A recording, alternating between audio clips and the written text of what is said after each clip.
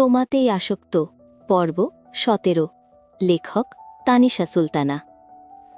ব্যস্ত ভঙ্গিমায় ড্রাইভ করছে আবরার। গম্ভীর মুখশ্রীতে স্পষ্ট ফুটে উঠেছে রাগের প্রতিচ্ছবি। চোয়াল শক্ত করছে ক্ষণে ক্ষণে, স্টিয়ারিংয়ে হালকা আঘাত করছে খানিকক্ষণ পরপর। বিড়বিড় করে কিছু একটা বলছে, যেন কাউকে ধমকাচ্ছে। সিয়াম গভীর নয়নে পর্যবেক্ষণ করে চলেছে আবরারকে, যেন আবরার আপেল গাছ থেকে টপকে পড়া আপেল এবং পড়েছে তার মাথার ওপরে। এবার ভাবতে ভাবতে একখানা সূত্র আবিষ্কার করেই ফেলবে। তাসিন গ্রুপ অফ কোম্পানি ১০ তলা উঁচু বিল্ডিংটা পেরিয়ে বাঁকা রাস্তায় গাড়ি ঢুকে পড়ে। নড়ে চড়ে বসে সিয়াম, কপাল কুচকে বলে, তোর কি হইছে খুইল্লা কত মাম্মা? থুক্কু আব্বা, অফিস তো ফেলে আসলি, রাস্তা ভুইল্লা গেছিস? আবরার জবাব দেয় না, আর না গাড়ি থামায়। সিয়াম বিরক্ত হয়। বোবার মতো বসে থাকা যায়? এই আবরারের সাথে অফিসে আসলে বোরিং হয়ে ওঠে সে। না গাড়িতে এফএম চালাবে, আর না একটা কথা বলবে। সিয়াম যে কাউকে কল করে কথা বলবে সেটাও করা যাবে না। আব্বা, সত্যি কথা কত, কি হইছে? এমন মনে হচ্ছে তুই চুমু খেতে যাচ্ছিলি, আর তখনই কেউ কাবাবের হাড্ডি হয়ে ঢুকে পড়েছিল। তোর ঠোঁট কেমন উজ্জ্বল উজ্জ্বল দেখাচ্ছে, আবার মুখখানা। আবরার তাকায় না সিয়ামের পানে, স্টিয়ারিং শক্ত করে চেপে ধরে গম্ভীর স্বরে বলে, খেতে পারিনি, তোর মা ডিস্টার্ব করেছে। নড়ে চড়ে বসে সিয়াম, তবে জবাব আশা করেনি। এমনিতে আবরার তাসনিনকে প্রশ্ন করলে কখনোই জবাব পাওয়া যায় না। আজকে কি সূর্য ওঠেনি? হবে হয়তো।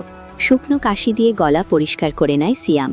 নয়ন জোড়া বড় বড় করে অতঃপর বলে, খেতে পারিসনি তাই ৪ ঘন্টা?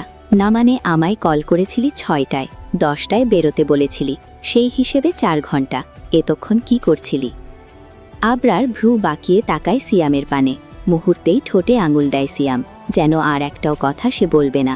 প্রতিজ্ঞা করল, তবে মনে মনে বলে, কপাল খারাপ হলে ক্রাশকেও মা ডাকতে হয়। এগাই নিয়তি ভাই, এটাই কপাল। বেশ অনেকক্ষণ কেটে যায়। পিনপিন নীরবতা গাড়ি জুড়ে।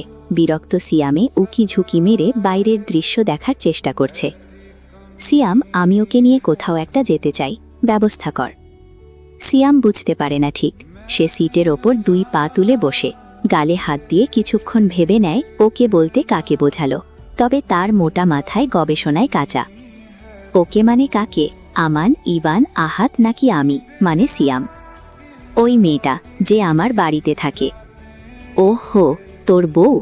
মানে আমার মা, আমার বাচ্চাদের নানি, আমার বউয়ের শাশুড়ি, আমার শ্বশুরের বিয়ান, তোর বাচ্চাদের মানে আমার ভাই বোনের আম্মু, তোর মায়ের।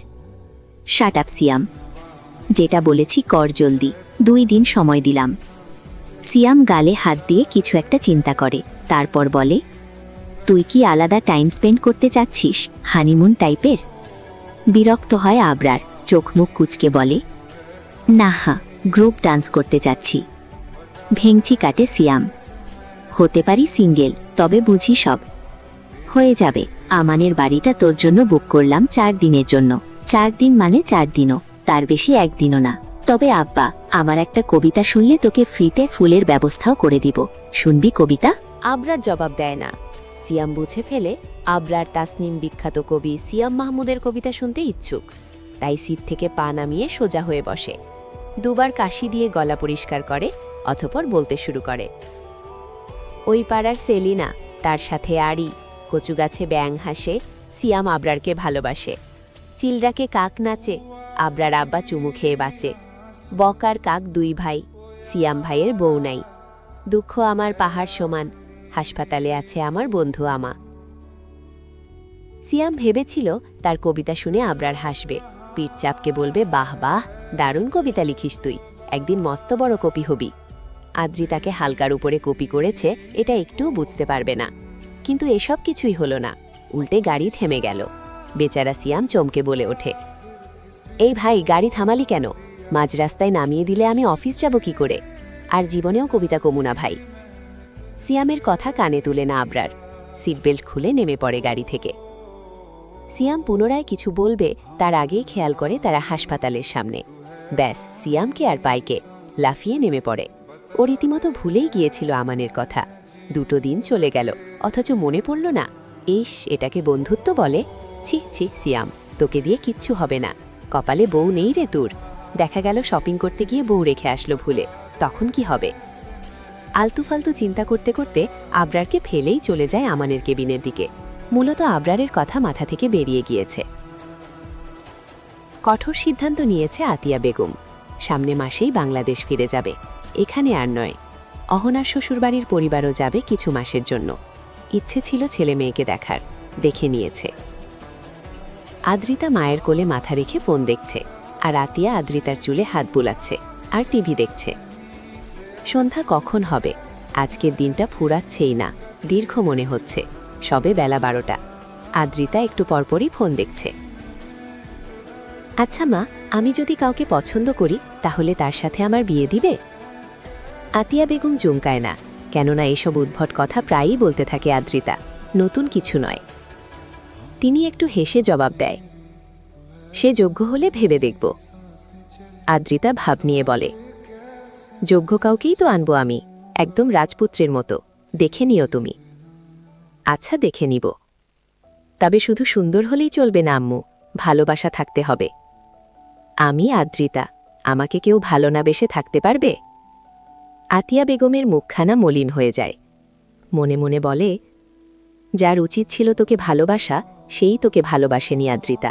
ভীষণ বাজেভাবে ঠকে গিয়েছিস তুই। গোটা দিনটা মায়ের সাথে কাটায় আদ্রিতা। এখন সন্ধে 6টা বাজে।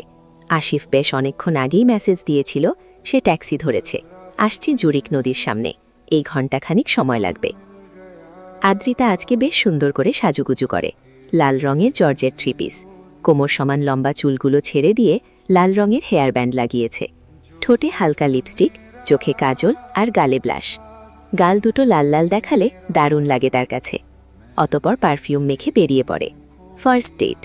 প্রেম হওয়ার পরে তোই প্রথমবার দেখা হচ্ছে তাদের, একটু স্পেশাল তো হওয়াই উচিত। আতিয়া বেগম কিচেনে রাতের জন্য রান্না করছে। আদ্রিতা তাকে না বলে বেরিয়ে যায়। বাড়ির মূল ফটক পেরোনোর আগেই কথা থেকে অ্যানি দৌড়ে এসে পা জড়িয়ে ধরে তার। আদ্রিতা মুচকি হেসে কোলে তুলে নেয়। তুলোর মতো নরম শরীরে ঠোঁট দাবিয়ে চুমু খায় এবং আদুরে সুরে বলে, চলো মোনা, তোমার বাবার সাথে দেখা করে আসি।